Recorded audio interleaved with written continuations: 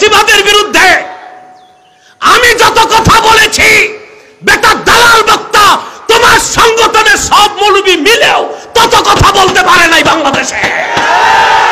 আল্লাহ তার হাবিবের শানে কথা বলার ক্ষেত্রে কি রকম শব্দ চয়ন করতে হয় এই জ্ঞান যার নাই, ওই রকম নরধম জাহান্নামের কীট ওয়াজ করার যোগ্যতা রাখে না।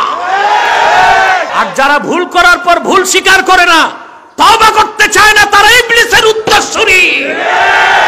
তোমরা যে তিন বক্তা আছো, এত তারসিরা বক্তা তো বাংলাদেশের ইতিহাসে কেউ পায় নাই। কিসের ওয়াজে বসে নগ্ন নায়িকাদের অ্যাডভার্টাইজ করে? আমার তো মনে হয় ফ্যান্সি ডিল খেলেও এত মাথা উলায় না। এটা হচ্ছে গাজার কুপ্রভাব। তারপর বলে আমরা নাকি ফেসিবাদের বিরুদ্ধে কথা বলি নাই।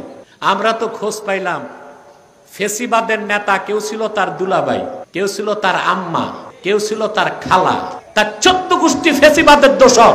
আর আমরা 16 বছর ফেসিবাদের বিরোধিতা করেছি, ভারতীয় আধিপত্যবাদের বিরোধিতা করেছি, আর এখন মার্কিন যুক্তরাষ্ট্রের আধিপত্যের বিরোধিতা করছি।